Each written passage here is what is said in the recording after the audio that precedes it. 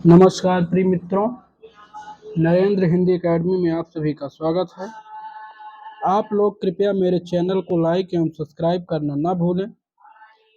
तो चलिए आज हम हिंदी साहित्य के इतिहास में तीसरा पाठ देख रहे हैं। हमने काल विभाजन देख लिया, कवियों द्वारा नामकरण देख लिया। तो आइए इतिहास से संबंधित अन्य विषयों की जानकारी देखते हैं कि हमारे इतिहास से संबंधित जो है किन किन विषयों को आधार बनाया गया था। तो आइए देखते हैं हम हिंदी साहित्य के इतिहास जानने के अन्य रचनाएं क्या क्या हैं। तो आइए देखते हैं हम। तो पहला है, आप लोग लिखते चलिएगा, नोट करते चलिएगा। पहला है सत कबि गिरा बिलास। पहला क्या है? सत कबि गिरा बिलास है, 1803 ईस्वी में बलदेव की रचना है। दूसरा है काव्य निर्णय, 1875 ईस्वी, भिखारी दास का है। तीसरा है श्रृंगार संग्रह, सरदार कवि, 1904। तो आप लोग पहला लिखिएगा सत कब गिरा बिलास, 1803 ईस्वी, बलदेव। काव्य निर्णय, भिखारी दास, 1850 ईस्वी। श्रृंगार संग्रह, 1904, सरदार कवि। तो आगे चलते हैं, आप लोग इसको रट लीजिएगा। इसके बाद है रस चंद्रोदय, ठाकुर प्रसाद त्रिपाठी, 1920। रस चंद्रोदय, ठाकुर प्रसाद त्रिपाठी, 1920। दिग्विजय भूखंड, 1926, गोपाल प्रसाद। सुंदरी तिलक, भारत एवं हरिश्चंद्र, 1926 ईस्वी। सातवां है काव्य संग्रह, 1932 ईस्वी, महेश दत्त। तो फिर से देखते हैं हम। रस चंद्रोदय, ठाकुर प्रसाद, 1920 ईस्वी। दिग्विजय भूखंड, 1926, गोपाल प्रसाद। सुंदरी तिलक, 1926, भारतेंद्र हरिश्चंद्र। काव्य संग्रह, महेश दत्त, 1932। ये सारी रचनाएं इंपॉर्टेंट हैं, इतिहास से संबंधित इनके विषय में जानकारी मिलती है इन ग्रंथों में। तो आइए आगे चलते हैं। अगला हमारा क्या है? कवित्र रत्नाकर, मातादीन मिश्र। कवित्र रत्नाकर, मातादीन मिश्र, 1933 ईस्वी। विचित्रोपदेश, 1944, नक्शेदी तिवारी। सूक्ति सरोवर, 1979 ईस्वी, लाला भगवान दीन। तो आप लोग इसको नोट कर लीजिएगा। कवित्र सरोवर, कवित्र रत्नाकर, माता दीन मिश्र, विचित्रोपदेश, नक्शेदी तिवारी, सूक्ति सरोवर, लाला भगवान दीन। तो आप लोग 10 रचनाएं देख लिए हैं, इनको याद कर लीजिए। इससे पहले हमने लगभग 10-12 रचनाओं का परिचय दिए थे, जिसमें जो है इतिहास से संबंधित जानकारी थी। तो फिर से एक बार देख लेते हैं रचनाएं। सतकब गिरा विलास बलदेव की है। काव्य निर्णय भिखारी दास की है। श्रृंगार संग्रह सरदार कवि की है। रस चंद्रोदय ठाकुर प्रसाद त्रिपाठी की है। दिग्विजय भूखंड गोपाल प्रसाद की है। सुंदरी तिलक भारतेंदु हरिश्चंद्र की है। काव्य संग्रह महेश दत्त की है। कवित्र रत्नाकर माता दीन मिश्र की है। विचित्र उपदेश नक्शेदी तिवारी की है। सूक्ति सरोवर माता दीन मिश्र। तो आगे चलते हैं, आगे देखते हैं। तो आइए हिंदी इतिहास लेखन की परंपरा, हिंदी इतिहास लेखन की परंपरा के विषय में हम बात करते हैं। तो चलिए हम देखते हैं हिंदी इतिहास लेखन की परंपरा। हिंदी इतिहास लेखन की परंपरा। तो हिंदी इतिहास लेखन की परंपरा में हम बात करते हैं। तो आइए देखते हैं।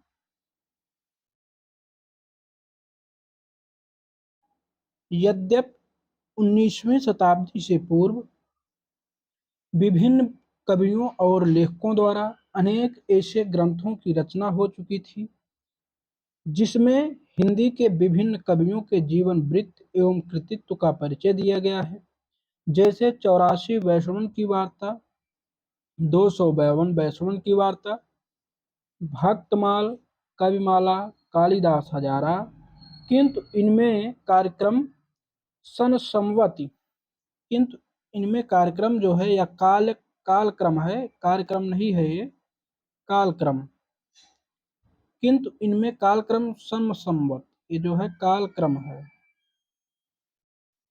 किंतु इनमें कालक्रम सन संवत आदि का अभाव होने के कारण इन्हें इतिहास की संज्ञा नहीं दी जा सकती। जैसे कि हम आगे पहले विचार कर चुके हैं, 252 वैष्णव की वार्ता, 84 वैष्णव वार्ता, भक्तमाल, कविमाला, कालिदास हजारा, रस चंद्रोदय, इन सब रचनाओं पे हमने बात किया। तो इन सब रचनाओं में हमें इतिहास से संबंधित जानकारी मिलती है, लेकिन उनमें जो है कालक्रम ठीक से नहीं दिया गया है, कवियों का समान ढंग से एक तारतम्य तरीके से परिचय नहीं दिया गया है, उनकी रचनाओं के विषय में सही से चर्चा नहीं की गई है। तो मतलब वो तो इतिहास की जानकारी हमें देते हैं वे ग्रंथ, लेकिन हम उसे सही अर्थ में इतिहास ग्रंथ नहीं मान सकते। तो वही है, किंतु इनमें कालक्रम सन संवत आदि का अभाव होने के कारण इन्हें इतिहास की संज्ञा नहीं दी जा सकती। वस्तुतः अब तक की जानकारी के अनुसार हिंदी साहित्य के इतिहास लेखन का सबसे पहला प्रयास जो है फ्रेंच विद्वान गार्सा द तासी ने किया। किसने किया सबसे पहला प्रयास? फ्रेंच विद्वान गार्सा द तासी का है, जिन्होंने फ्रेंच भाषा में इस्तवार द ला लिटरेचर इंदई हिंदुस्तानी ग्रंथ लिखा। मतलब सबसे पहले अगर विदेश की धरती पर कोई व्यक्ति बैठ करके इतिहास के विषय में जानकारी दे रहा है, इसका मतलब नहीं है क्योंकि उन्होंने इतिहास लेखन की परंपरा का सूत्रपात किया। तो वही कहा जा रहा है कि ये फ्रेंच भाषा में लिखा गया था। गार्सा द ताशी हैं, इस्तवार द ला लिटरेचर इंदये हिंदुस्तानी के नाम से लिखा, जिसमें हिंदी और उर्दू के अनेक कवियों का विवरण क्रमानुसार दिया गया है, यानी वर्ण क्रमानुसार दिया गया है, वर्णों क्रमानुसार, जिसमें हमने पहले बता दिया है। इसमें पहले कवि जो है अंगद हैं, पहले कवि हेमचंद्र हैं और अंतिम कवि अंगद के रूप में बात की गई है, तो हम पहले बता चुके हैं। तो इतिहास से संबंधित हमें जानकारी दे रही है कि मतलब इतिहास कैसे लिखा गया, सबसे पहला प्रयास किसने किया। तो आइए हम आगे देखते हैं। फिर वही बात लिखी गई है व्याख्या करके, क्या है देखते हैं। भारत से दूर बैठकर विदेशी भाषा में सर्वप्रथम इस प्रकार का प्रयास करना भी अपने आप में कम महत्वपूर्ण नहीं है। यानी विदेश की धरती पर बैठकर इतिहास लिखना, और वो भी दूसरे देश का इतिहास लिखना, ये अपने आप में बहुत बड़ी उपलब्धि है। तो यह है कि भारत से दूर बैठकर विदेशी भाषा में सर्वप्रथम इस प्रकार का प्रयास करना भी अपने आप में कम महत्वपूर्ण नहीं है। वस्तुतः किसी भी क्षेत्र में किए गए प्रारंभिक एवं प्राथमिक प्रयास का महत्व प्रायः उसकी उपलब्धियों की दृष्टि से नहीं अपितु नई दिशा में देखा जाना चाहिए। यानी एक नए दिशा की तरफ इन्होंने कार्य किया है, नए दिशा की ओर अग्रसर होने की दृष्टि से ही माना जाता है। यह बात ताशी के प्रयास पर भी लागू होती है। यानी सबसे पहले ताशी ग्रंथ लिखे हैं गार्सा द ताशी, तो यह बात तो सीधी सी बात है ताशी जी पे लागू होगी। और उनके ग्रंथ में अनेक त्रुटियां व न्यूनताओं के होते हुए भी हम उन्हें हिंदी साहित्य लेखन की परंपरा में उसके प्रवर्तन के रूप में गौरवपूर्ण स्थान देना उचित समझते हैं। तो हमने बात कर लिया इतिहास से संबंधित ग्रंथ पर, भूमिका, आदिकाल की भूमिका पर विद्वानों के मत हमने देखे। तो इसी सिलसिले में गार्सा द ताशी का आज इतिहास हम देख रहे हैं। तो गार्सा द ताशी जो है उनके विषय में थोड़ी चर्चा कर लिए हैं कि पहला इतिहास ग्रंथ कैसे लिखा गया, कहाँ से लिखा गया, किस भाषा में लिखा गया, इन सब चीज़ों पे हम बात करने वाले हैं। जो कि थोड़ी भूमिका जो है गार्सा द ताशी के और इतिहास लेखन के ग्रंथ के विषय में थोड़ी भूमिका बता दी गई है। तो आइए हम ग्रंथ की तरफ चलते हैं। हिंदी साहित्य के इतिहास का पहला ग्रंथ देखते हैं। सबसे पहले गारसा दत्तासी ने ही प्रयास किया है। तो आज आइए देखते हैं हम फिर। तो चलिए, गारसा दा तासी। गारसा दा तासी हैं क्या? गारसा दा तासी फ्रेंच विद्वान है, यानी फ्रांसीसी विद्वान है गारसा दा तासी। गारसा दा गारसा दा तासी कौन है? एक फ्रेंच विद्वान है। क्या है? फ्रेंच विद्वान है। इनकी रचना क्या है? इस्तवार दा ला लिटरेतुर एंदुई हिंदुस्तानी। इनकी रचना क्या है? इस्तवार दा ला लिटरेतुर एंदुई हिंदुस्तानी है। यह जो है फ्रेंच भाषा में लिखी गई है। किस भाषा में लिखी गई है? फ्रेंच भाषा में लिखी गई है। तो आप लोग इसको नोट करते जाइएगा। पहला इतिहास ग्रंथ है गारसा दा तासी का। उस इतिहास गारसा दा तासी जो है एक फ्रेंच विद्वान है। इनकी रचना क्या है? इस्तवार दा ला लिटरेचर इन द हिंदुस्तानी है इनका ग्रंथ का नाम। तो आगे चलते हैं, देखते हैं और इनके विषय में, इस ग्रंथ के बारे में। इसका हिंदी अर्थ क्या होता है? इस्तवार दा ला लिटरेचर इन द हिंदुस्तानी का हिंदी अर्थ क्या है? हिंदुस्तानी व हिंदवी साहित्य का इतिहास। हिंदुस्तानी व क्या है इसका अर्थ? हिंदुस्तानी व हिंदवी साहित्य का इतिहास। ये सब आप नोट करते चलिएगा पॉइंट बना के। इस इतिहास का ग्रंथ का क्या नाम है? हिंदवी साहित्य या हिंदुस्तानी व हिंदवी साहित्य का इतिहास। तो इस ग्रंथ के प्रकाशन वर्ष के विषय में देखते हैं। इस ग्रंथ के 2 संस्करण हैं। प्रथम संस्करण क्या है? इस ग्रंथ के 2 संस्करण हैं। प्रथम संस्करण जो है, प्रथम संस्करण के 2 भाग, यानी 2 संस्करण हैं। पहले संस्करण में 2 भाग हैं, पहला भाग और द्वितीय भाग।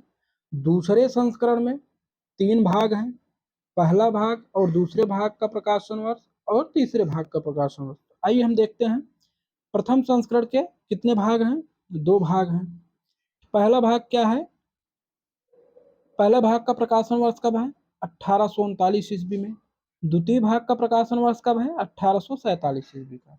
मतलब गारसा दा तासी का जो इतिहास ग्रंथ है, वह इतिहास ग्रंथ 2 संस्करण में विभाजित है, यानी 2 संस्करण में विभाजित है पहला इतिहास ग्रंथ।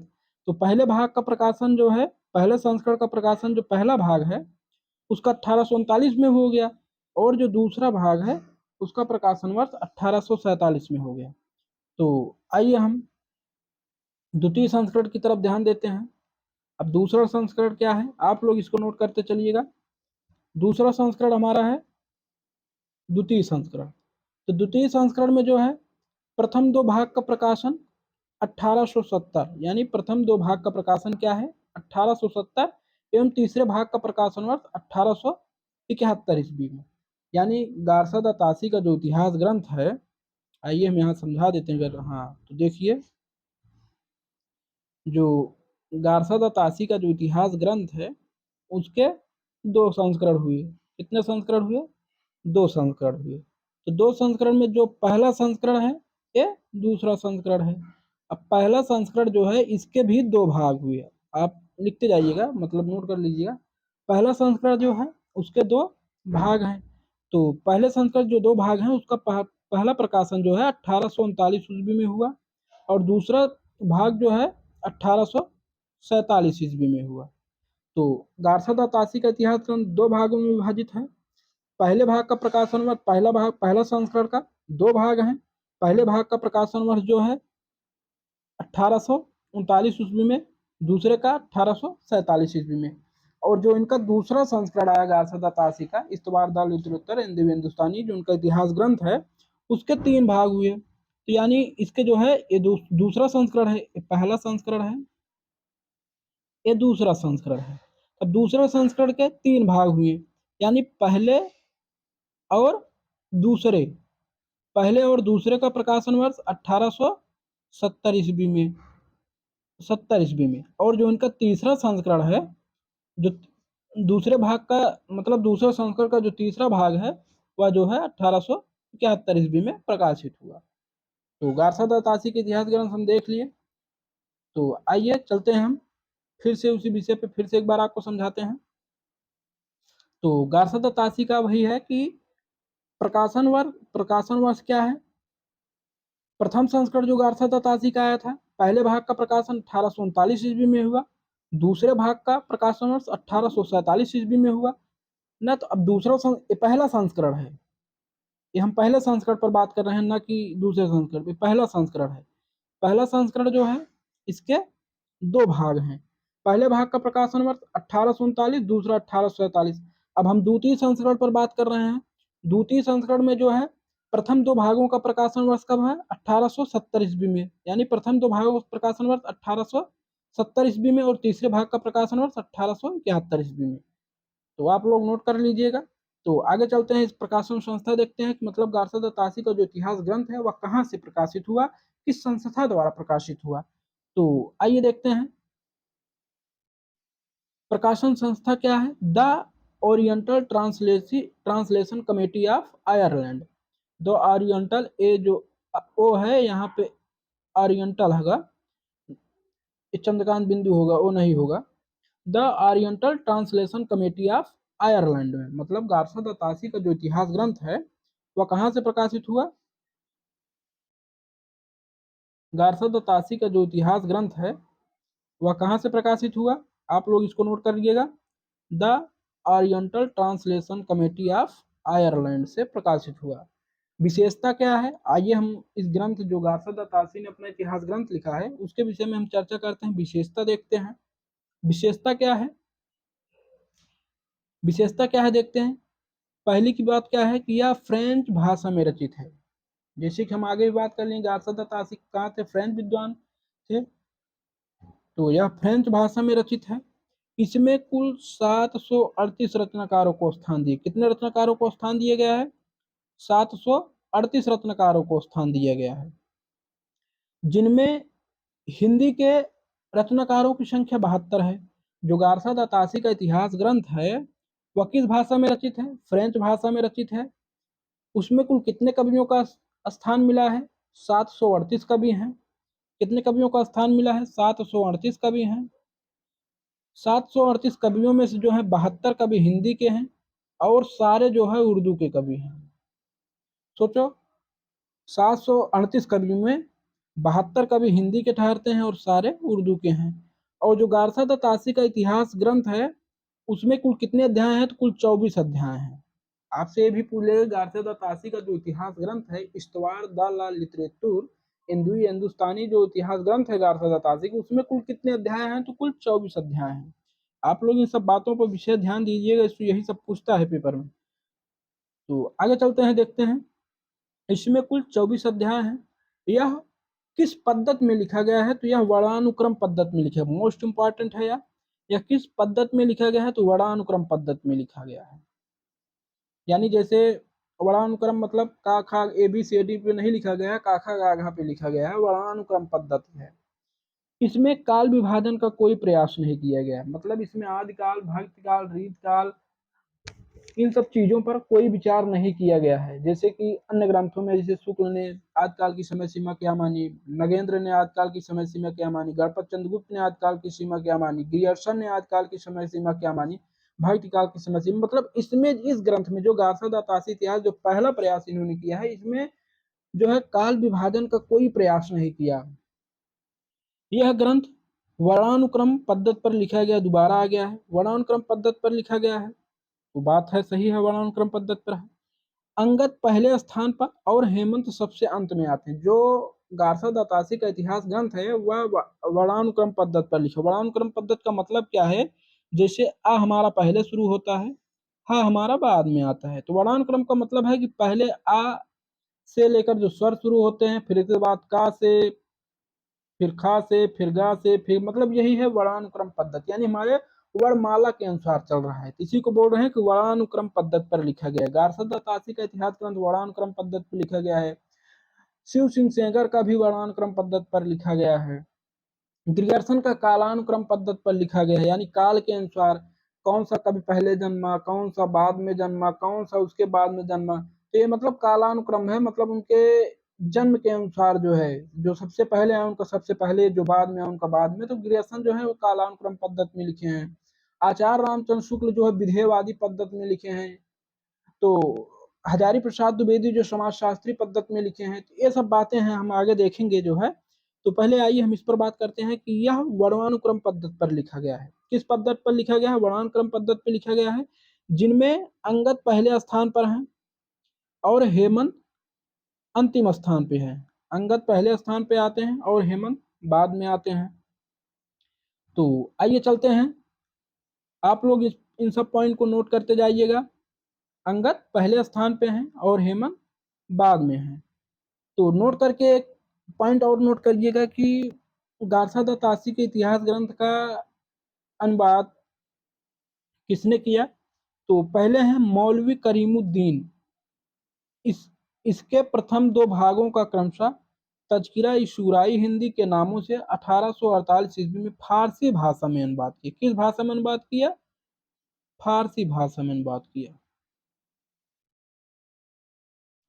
तो जो गारसा द तासी का इतिहास ग्रंथ है, उसका सबसे पहला अनुवाद जो है मौलवी करीमुद्दीन नामक एक विद्वान हुए, उन्होंने उसके प्रथम दो भाग, यानी जो पहला संस्करण था 1839 और 1847, जो प्रथम संस्करण का दो भाग थे, इनका अनुवाद जो है उन्होंने तज़किरा शुराई हिंदी के नाम से किया। इसके बाद मौलवी करीमुद्दीन द्वारा अनुदित ग्रंथों में रचनाकारों की संख्या 1004 थी, हिंदी के साहित्यकारों की संख्या 60 थी। तो आप लोग इन सब पॉइंट को बहुत बखूबी नोट करिएगा।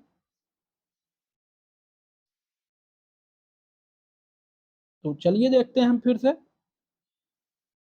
मौलवी करीमुद्दीन द्वारा अनुदित ग्रंथों में रचनाकारों की संख्या कितनी थी? 1004 थी। हिंदी के रचनाकारों की संख्या कितनी थी? 60 थी। तो आप लोग ध्यान दीजिएगा कि जो गारसा द तासी का इतिहास ग्रंथ है, वह इतिहास ग्रंथ सबसे पहले उसका अनुवाद जो है फारसी भाषा में मौलवी करीमुद्दीन ने किया। किस संस्करण का अनुवाद किया? अगर पूछेगा किस संस्करण का अनुवाद किया, तो उसके पहले भाग प्रथम संस्करण का, जो प्रथम संस्करण है, यानी जो प्रथम संस्करण है, प्रथम संस्करण के दोनों भागों का अनुवाद किया। और किस नाम से किया? आप जान ही रहे हैं, तज़किरा शुराई हिंदी के नाम से किया। किस नाम से? तज़किरा शुराई हिंदी के नाम से। और किस भाषा में किया? फारसी भाषा में किया। तो मौलवी करीमुद्दीन द्वारा अनुदित ग्रंथों में जो मौलवी करीमुद्दीन द्वारा जो अनुवाद किया गया था गारसा द तासी का इतिहास ग्रंथ से, तो उस गारसा द तासी वाले में 738 कवि थे। गारसा द तासी वाले में जो है कितने कवि थे? 738 कवि थे। लेकिन जब मौलवी करीमुद्दीन ने इसका अनुवाद किया तो 1004 संख्या मानी। कितना माना? 1004 संख्या माने इस ग्रंथ में। तो और इसमें गारसा द तासी ने हिंदी की रचनाकारों की संख्या कितनी मानी थी? 38 माने थे। तो 38, सॉरी 78 नहीं, 38 है। 38 मानी नहीं, 78 माने, 72 माने, सॉरी 72 माने। इसके बाद जो गारसा द तासी हैं, इन्होंने कितना माना? इन्होंने हिंदी के रचनाकारों की संख्या 60 मानी। तो आप लोग इस पॉइंट को नोट करते जाइएगा। मौलवी करीमुद्दीन द्वारा गारसा द तासी के इतिहास ग्रंथ का अनुवाद कब हुआ? तो 1848 ईस्वी में। किस नाम से किए? तज़किरा शुराई हिंदी के नाम से किए। किस भाषा में किए? फारसी भाषा में किए। मौलवी करीमुद्दीन द्वारा रचनाकारों की संख्या कितनी मानी गई थी? 1004 मानी गई थी। उनमें कुल जो है कितने हिंदी के रचनाकार हैं? तो 60 हैं। तो आप लोग, हमने इस पर बात कर लिया, तो आप लोग इसको नोट कर लीजिएगा। तो आइए हम आगे चलते हैं। आगे देखते हैं, एक विद्वान और हैं, डॉक्टर लक्ष्मी सागर वार्ष्णेय हैं। तो उन्होंने 1953 ईस्वी में गारसा द तासी के इतिहास ग्रंथ का हिंदवी साहित्य के इतिहास नाम से अनुवाद किया। यानी जो गारसा द तासी का जो इतिहास ग्रंथ है, उसको डॉक्टर लक्ष्मी सागर वार्ष्णेय ने जो है हिंदवी साहित्य के नाम से अनुवाद किया। हिंदवी साहित्य का इतिहास के नाम से अनुवाद किया है। किस नाम से? हिंदवी साहित्य के नाम से। हिंदू साहित्य के नाम से अनुवाद किया है। इसमें कुल रचनाकार जो है 358 है, जिनमें हिंदी के 220 रचनाकारों को स्थान दिया गया है। तो गारसा द तासी का अनुवाद करने वाले दूसरे विद्वान कौन है? आप लोग जान ही रहे हैं कौन है वे? लक्ष्मी सागर वार्ष्णेय हैं। उन्होंने इस ग्रंथ का अनुवाद, यानी गारसा द तासी के इतिहास ग्रंथ का अनुवाद जो है किस नाम से किया? हिंदवी साहित्य के इतिहास के नाम से किया। उसमें कुल रचनाकारों की संख्या कितनी थी? यानी गारसा द तासी के इतिहास का ग्रंथ में जो है 738 थे, तो मौलवी करीमुद्दीन वाले में 1004 थे। तो इसके बाद जो है जो लक्ष्मी सागर वारसे ने अनुवाद किया तो उसमें 352 कवि मांगे, और जो है 352 कवियों में से लगभग 220 कवि इन्होंने हिंदी के माने थे, यानी उनका सबसे पहले एक अच्छा प्रयास था कि इसमें इन्होंने हिंदी के कवियों की सबसे ज्यादा संख्या निर्धारित की है। तो हमने गारसा दत्तासी का इतिहास ग्रंथ देख लिया। इससे बाहर से आपका एक भी क्वेश्चन या एक भी प्रश्न जो है गारसा दत्तासी से नहीं पूछे जाएंगे।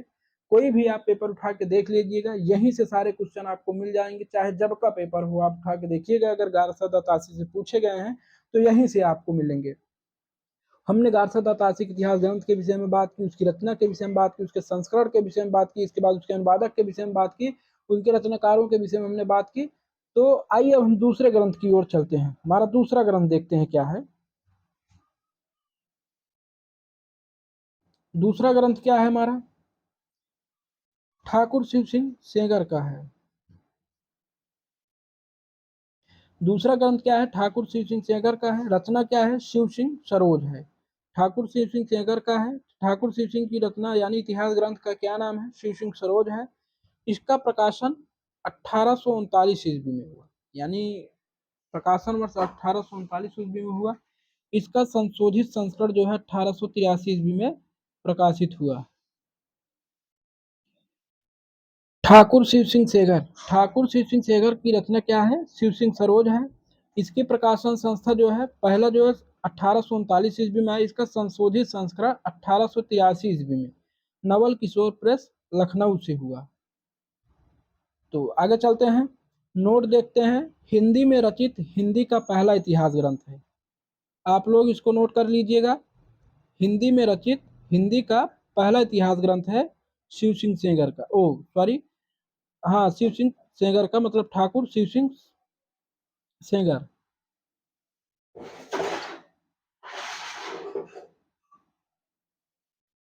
तो इसका प्रकाशन वर्ष कब है?